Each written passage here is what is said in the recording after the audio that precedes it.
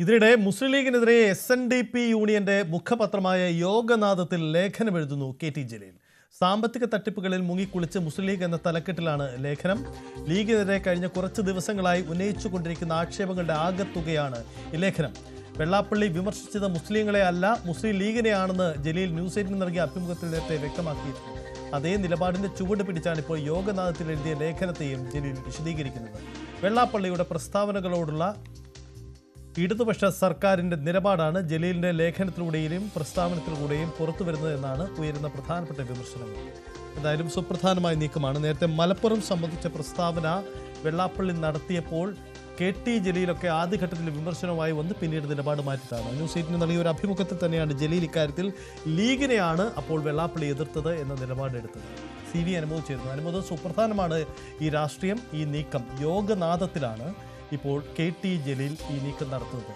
ജലീലിനെ പോലെ ഒരാൾ യോഗനാഥത്തിൽ എഴുതുമ്പോൾ അത് മലബാറിലെ ഏത് തരത്തിലുള്ള പ്രതിഫലനമാണ് ഉണ്ടാക്കുക?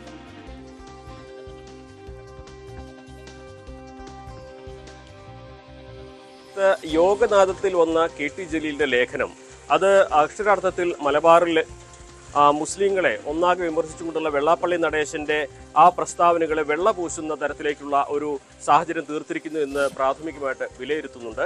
പ്രധാനമായിട്ടും നേരത്തെ KT ജലീൽ പ്രഖ്യാപിച്ച വെള്ളാപ്പള്ളിയുടെ വിമർശനം ലീഗിനെതിരെയാണ്, മുസ്ലിങ്ങൾക്കെതിരെയല്ല എന്നുള്ള ആ ഒരു വിശദീകരണത്തിന്റെ ചുവട് പിടിച്ചുകൊണ്ട് തന്നെയാണ് ഇപ്പോൾ ജലീൽ യോഗദാനത്തിൽ ഈ ഒരു ലേഖനം എഴുതിയിരിക്കുന്നത്. വളരെ വിശദമായിട്ട് തന്നെ മുസ്ലിം ലീഗിന്റെ അഴിമതികളെക്കുറിച്ചും ആക്ഷേപങ്ങളെക്കുറിച്ചും അദ്ദേഹം ഉന്നയിക്കുന്ന ആരോപണങ്ങൾ അക്കമിട്ടെത്തുന്ന നിരത്തുന്ന തരത്തിലാണ് അദ്ദേഹത്തിന്റെ ലേഖനമുള്ളത്. അതിൽ വയനാട്ടിലെ പുനരധിവാസത്തിന്റെ അഴിമതിയും അതുപോലെ തന്നെ ഏറ്റവും അവസാനം വന്ന PK ഫിറോസ് രാഹുൽ മാങ്കൂട്ടത്തിൽ വിഷയം വരെ പ്രതിപാദിക്കുന്ന മുസ്ലിം ലീഗിനെ വലിയ തോതിൽ തന്നെ വിമർശനത്തിന്റെ മുൾമുനയിൽ നിർത്തുന്ന തരത്തിലുള്ള ലേഖനമാണ് അദ്ദേഹം എഴുതിയിരിക്കുന്നത്. പക്ഷെ അതിന്റെ രാഷ്ട്രീയം അദ്ദേഹത്തിന്റെ ലേഖനത്തിൽ ഉള്ളടക്കമല്ല, അദ്ദേഹം യോഗദാനത്തിൽ എഴുതി എന്നുള്ള രാഷ്ട്രീയമാണ് ഇവിടെ ഏറ്റവും പ്രസക്തമാകുന്നത്. മലബാറിലെ, പ്രത്യേകിച്ച് മലപ്പുറത്തെ മുസ്ലിം വിഭാഗക്കാരെ വലിയ തോതിൽ തന്നെ വിമർശിക്കുന്ന, വംശീയമായിട്ട് തന്നെ അധിക്ഷേപിക്കുന്ന തരത്തിലേക്കൊക്കെ വെള്ളാപ്പള്ളി നടേശന്റെ ഭാഗത്തു നിന്നുള്ള പ്രസ്താവനകൾ വഴിവെച്ചിരുന്നു. എന്നാൽ അതിനെയൊക്കെ ഒരു വിഭാഗത്തിനെതിരെയുള്ള വിമർശനമായിട്ടല്ല, മറിച്ച് രാഷ്ട്രീയമായിട്ടുള്ള വിമർശനം മാത്രമായി കണ്ടുകൊണ്ട് ജലീൽ ഇത്തരത്തിൽ വെള്ളാപ്പള്ളിയെ ന്യായീകരിച്ചുകൊണ്ടും വെള്ളാപ്പള്ളിക്ക് ഒപ്പം നിന്നുകൊണ്ടും ഈ സാഹചര്യത്തെ മാറ്റുമ്പോൾ സ്വാഭാവികമായിട്ടും ഇവിടെ പ്രധാനമായിട്ടും ഉയരുന്ന ചോദ്യം മതസംഘടനകളുടെ നിലപാട് ഇതിൽ എന്താണ് എന്നുള്ളതാണ്. KT ജലീലിന്റെ നിലപാട് നമുക്ക് വ്യക്തമായ സാഹചര്യത്തിൽ സ്വാഭാവികമായിട്ടും ജലീലിനെ ഒരു കാലത്ത് പിന്തുണച്ചിരുന്ന, ജലീൽ അടുപ്പം സൂക്ഷിച്ചിരിക്കുന്ന മത സാമുദായിക സംഘടനകൾ ഈ വിഷയത്തിൽ എങ്ങനെ എന്ത് നിലപാടെടുക്കും എന്നുള്ളതാണ്. ഇത് മാറി വരുന്ന സർക്കാരിന്റെ സമീപനത്തിന്റെ കൂടി ഒരു ലക്ഷണമായിട്ടാണ്, ഒരു അടയാളമായിട്ട് വേണം കാണുവാൻ.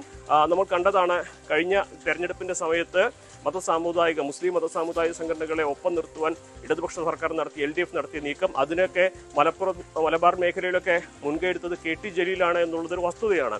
അതേ ജലീൽ തന്നെയാണ് മുസ്ലിം വിഭാഗക്കാരെ വലിയ തോതിൽ തന്നെ വിമർശിച്ച, അധിക്ഷേപിച്ച വെള്ളാപ്പള്ളി നടേശന്റെ ഒപ്പം നിന്ന് ആ വിമർശനങ്ങൾ ഒരു പാർട്ടിക്കെതിരെയാണെന്ന് പറഞ്ഞ് മറ്റൊരു തരത്തിലുള്ള പ്രചാരണത്തിന് കൂട്ടുനിൽക്കുന്നത്. സ്വാഭാവികമായിട്ടും ഇവിടെ മറ്റൊരു രാഷ്ട്രീയം കൂടി വളരെ ശ്രദ്ധേയമാണ്. ഇന്നലെയാണ് NSSുമായിട്ടുള്ള തർക്കങ്ങൾക്ക് ലീഗ് മുൻകൈ എടുക്കാൻ മധ്യസ്ഥം വഹിക്കാമെന്ന് സാദിഖ് അലി ശിഹാബ് തങ്ങൾ പ്രസ്താവിച്ചത് എന്നതുകൂടി ഇതിനൊപ്പം ചേർത്ത് വായിക്കുമ്പോഴാണ് ഇതിനെ മറ്റൊരു രാഷ്ട്രീയം കൂടി വ്യക്തമാവുന്നത്. ജലീൽ വെള്ളാപ്പള്ളിയെ ഒപ്പം ചേർത്ത് മുസ്ലിം ലീഗിനെ എതിരായിട്ടുള്ള വിമർശനം മാത്രമായിട്ട് വെള്ളാപ്പള്ളിയുടെ പരാമർശങ്ങളെ കണ്ട് ഒരു നീക്കം നടത്തുമ്പോൾ മറുവശത്ത് മുസ്ലിം ലീഗ് NSSുമായി കോൺഗ്രസിന്റെ പ്രശ്നം തീർക്കുവാൻ വേണ്ട നടപടികൾക്ക് മുൻകൈ എടുക്കുന്നു എന്ന രാഷ്ട്രീയം കൂടി വരുമ്പോൾ മലബാറിലെ രാഷ്ട്രീയ സമവാക്യങ്ങളിൽ ഈ സാമുദായിക വിഷയങ്ങളിൽ ഉയർന്ന ഇതുവരെ ഉണ്ടായിരുന്ന സാഹചര്യമല്ല ഇനി ഉണ്ടാവുക എന്ന് വ്യക്തമാണ്. എന്നാണെങ്കിലും ജലീലിന്റെ വിശദീകരണം ഇപ്രകാരമൊക്കെ ആണെങ്കിലും ഇതിൽ നേരത്തെ ലീഗ് ഇക്കാര്യത്തിൽ തന്നെ അവരുടെ നിലപാട് വ്യക്തമാക്കിയതാണ്. വെള്ളാപ്പള്ളി നടേശൻ മുസ്ലിം ലീഗ് എന്നൊരു വാക്ക് എവിടെയും പറഞ്ഞിട്ടില്ല. അദ്ദേഹത്തിന്റെ ഒരു പ്രസ്താവനയിലും അദ്ദേഹത്തിന്റെ പ്രസ്താവനകൾ ലീഗിനെതിരെയല്ല, മുസ്ലിങ്ങൾക്കെതിരെയാണെന്ന നിലപാടിൽ തന്നെയാണ് ലീഗ് ഉറച്ചു നിൽക്കുന്നത്.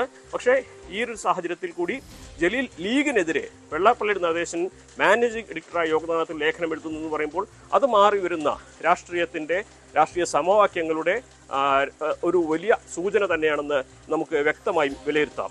സജിത്. അനുമത് മുമ്പ് ഈ ഇടതു സർക്കാരിന്റെ കാലത്ത് തന്നെയാണ്, ആദ്യ പിണറായി സർക്കാരിന്റെ കാലത്ത് തന്നെയാണ് ശ്രീനാരായണ സർവകലാശാലയുടെ VC നിയമനവുമായി ബന്ധപ്പെട്ട് വെള്ളാപ്പള്ളിയും ജലീലും തമ്മിൽ ഒന്ന് ഏറ്റുമുട്ടിയതാണ്. അന്ന് ഒരു ഈഴവനല്ലാത്ത ഒരു വ്യക്തിയെ VC ആയി കൊണ്ടുവന്നതിലൂടെ എന്താണ് മന്ത്രി ഉദ്ദേശിക്കുന്ന രാഷ്ട്രീയം എന്നൊക്കെ പറഞ്ഞുകൊണ്ട് വലിയ പ്രസ്താവന അന്നും വെള്ളാപ്പള്ളി നടത്തിയതാണ്, മന്ത്രിക്കെതിരെ എത്തിയത്. അതായത് ഇടതുപക്ഷത്തെ പൊതുവിൽ അനുകൂലിക്കുകയും CPM-നെ പുകഴ്ത്തുമൊക്കെ ചെയ്യുന്ന വെള്ളാപ്പള്ളി അന്ന് ജലീലിനെതിരെ നിലപാടെടുത്തിരുന്നു എന്നാണ് അന്നത്തെ സാഹചര്യം. അതിനുശേഷമാണ് ഇപ്പോൾ ഇരുവരും ഒന്നിച്ചു നിന്നുകൊണ്ട് ഒരു ഒന്നിച്ചുപോക്ക് ഉണ്ടാവുന്നത്. അത് യോഗനാഥത്തിലെ ലേഖനം എഴുത്തത് ഏതെങ്കിലും ഒരു പ്രസിദ്ധീകരണത്തെ തെരഞ്ഞെടുത്തു എന്ന ന്യായീകരണം ഒരുപക്ഷെ ജലീലിൽ നടത്താമെങ്കിലും പക്ഷേ അതങ്ങനെയല്ല, അതിന് കൃത്യമായ രാഷ്ട്രീയമുണ്ട് എന്നത് വ്യക്തമാണല്ലോ. ഇത് എന്താണ് ഇവർക്കിടയിൽ നടക്കുന്ന ഈ നീക്കം? CPM-ഉം വെള്ളാപ്പള്ളിയും തമ്മിൽ നടക്കുന്ന അനുനയങ്ങൾ പലതുണ്ട്. ആ അനുനയങ്ങളുടെ ഒരു തുടർച്ചയാണോ നമുക്ക് ജലീലിലൂടെ കാണാനാവുന്നത്?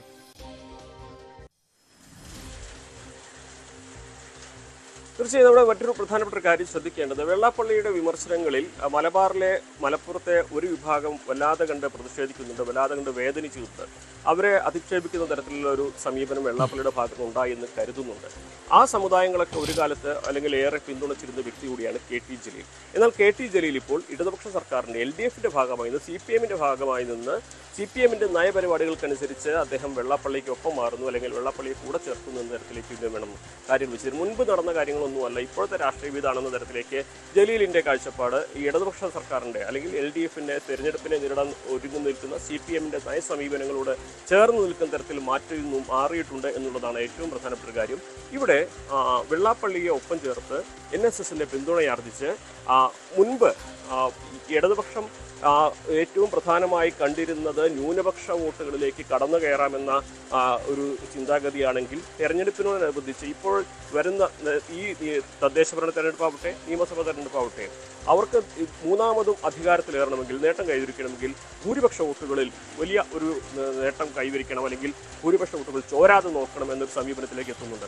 അതുകൊണ്ടാണ് NSS-ന്റെ അയ്യപ്പ സംഗമത്തിലെ സമീപനത്തെ ചേർത്ത് പിടിക്കുകയും ഒപ്പം വെള്ളാപ്പള്ളിയുടെ മുഖ്യമന്ത്രി തന്നെ അദ്ദേഹത്തിന്റെ കാറിൽ ആനയിച്ചു കൊണ്ടുപോകുന്ന സാഹചര്യം, ഒപ്പം മുൻപ് വിമർശിച്ചിരുന്നതെല്ലാം മറന്ന് മുസ്ലിം വിഭാഗക്കാർക്കെതിരെ വിമർശനങ്ങൾ ലീഗിന്റെ മാത്രമായി വിമർശനമാക്കി വിശദീകരിച്ചുകൊണ്ട് KT ജലീൽ വെള്ളാപ്പള്ളിയെ പിന്തുണച്ചുകൊണ്ടും ന്യായീകരിച്ചുകൊണ്ടും വലിയ പ്രചരണങ്ങൾ നടത്തുന്നു, വലിയ ലേഖനങ്ങൾ SNDP-യുടെ മുഖപത്രത്തിൽ നിന്ന് എഴുതുന്നു എന്നത് മാറി വരുന്ന ഒരു രാഷ്ട്രീയ സമീപനത്തിന്റെ കൃത്യമായ അടയാളമാണ്. ജലീൽ അതിന്റെ മലബാറിലെ ഇടതുപക്ഷത്തിന്റെ ഈ ഒരു വിഷയങ്ങൾ പ്രചരിപ്പിക്കാനുള്ള ഒരു നാവ് മാത്രമാണെന്ന് വേണം വിലയിരുത്തുവാൻ. അതാണ് സാഹചര്യം. എന്തായാലും ഈ കാര്യത്തിൽ വെള്ളാപ്പള്ളി നടേശനും ജലീലും തമ്മിൽ ഉണ്ടാകുന്ന അനുനയം അത് ശ്രദ്ധേയമാണ്. അനുമോദ്, ഒരു കാര്യം കൂടി നമുക്കറിയാം, ഇടതുപക്ഷം ഇപ്പോൾ സ്വീകരിക്കുന്ന രാഷ്ട്രീയ സമീപനം പ്രത്യേകിച്ച് ഹിന്ദു ഭൂരിപക്ഷങ്ങളെ ഒപ്പം നിർത്തി തെരഞ്ഞെടുപ്പിനെ നേരിടുക എന്നൊരു പൊളിറ്റിക്കൽ തന്ത്രം പ്രകടമാണ്. അത് ശബരിമലയിൽ അയ്യപ്പ സംഗമം സംഘടിപ്പിക്കുമ്പോഴും മാതാ അമൃതാനന്ദമയിക്ക് സ്വീകരണമൊരുക്കുമ്പോഴും ഒക്കെ ആ തരത്തിൽ ആ നിലപാട് പ്രകടമാണ്. NSS-മായുള്ള അനുനയമൊക്കെ നമ്മൾ കണ്ടതുമാണ്. അപ്പോൾ മലബാറിലെ ഇതിൻ്റെ പ്രയോക്താവായി ജലീൽ മാറുന്നു എന്നുകൂടി ഈ നീക്കത്തിന് പിന്നിലില്ലേ? ജലീലിൻ്റെ രാഷ്ട്രീയം നമുക്കറിയാം, അദ്ദേഹം മുസ്ലിം ലീഗിൻ്റെ പ്രധാനപ്പെട്ട വ്യക്തിയായിരുന്നു, ന്യൂനപക്ഷങ്ങൾക്കിടയിൽ വലിയ സ്വാധീനമുള്ള വ്യക്തിയാണ്. അതുതന്നെയാണ് അദ്ദേഹത്തിൻ്റെ സ്പേസും. അത്തരമൊരു ഇടമുണ്ടായിട്ടും വീണ്ടും നിയമസഭയിൽ സാധ്യത, വീണ്ടും തമ്മിൽ തെരഞ്ഞെടുപ്പ് മത്സരിക്കാനൊരുങ്ങുന്ന ജലീൽ ഇത്തരമൊരു നീക്കം നടത്തുന്നതിൻ്റെ കാരണം എന്താണ്? ജലീൽ ഈ നീക്കം ലീഗ് അടക്കമുള്ളവർ ഏറ്റെടുത്തു കഴിഞ്ഞാൽ ജലീലിന് തിരിച്ചടിയാവാനുള്ള സാധ്യതയില്ലേ? തീർച്ചയായിട്ടും ഇത് ഇടതുപക്ഷത്തെ സംബന്ധിച്ച് മലബാർ മേഖലയിൽ, പ്രത്യേകിച്ച് മലപ്പുറം മേഖലയിൽ ഈ വിഷയങ്ങൾ പ്രചരിപ്പിക്കുവാൻ, ഈ വിഷയങ്ങൾ വിശദീകരിക്കാൻ ജലീലിനേക്കാൾ യോഗ്യനായ മറ്റൊരു നേതാവില്ല എന്നുള്ളതാണ് വസ്തുത. അബ്ദുറഹ്മാൻ മന്ത്രിയാണെങ്കിൽ പോലും ഈ മത സാമുദായിക വിഷയങ്ങളിൽ KT ജലീൽ മുൻപ് നടത്തിയിട്ടുള്ള ഇടപെടലുകൾ, മതസംഘടനകളുമായിട്ട് അദ്ദേഹത്തിനുള്ള ബന്ധം, മത നേതാക്കളുമായി അദ്ദേഹത്തിനുള്ള ബന്ധം, ഇതൊക്കെ തന്നെ ഏറ്റവും അധികം ഇടതുപക്ഷ സർക്കാർ ഉപയോഗിച്ചിട്ടുണ്ട്, അല്ലെങ്കിൽ ഇവർക്കിടയിൽ ഒരു പാലമായിട്ട് ജലീലിന്റെ ബന്ധത്തെ ഉപയോഗിച്ചിട്ടുണ്ട്. വീണ്ടും ഒരു പ്രതിസന്ധി ഘട്ടം വരുമ്പോൾ ആ ഭൂരിപക്ഷത്തിന് ഒപ്പം നിർത്തുവാനുള്ള നീക്കങ്ങളുടെ ഭാഗമായിട്ട് ജലീലിനെ ഉപയോഗിച്ച് ഇത് ഒരു മതത്തിന്റെ പ്രശ്നമല്ല, ഒരു വിഭാഗത്തിന്റെ മാത്രം പ്രശ്നമാണ്, ഒരു രാഷ്ട്രീയ പാർട്ടിക്കാരുടെ മാത്രം പ്രശ്നമാണ്, അതൊരിക്കലും ഒരു മതത്തിന്റെ പ്രശ്നമല്ല എന്ന് ജലീൽ പറയുമ്പോൾ യൂത്ത് ലീഗ് നേതാവ്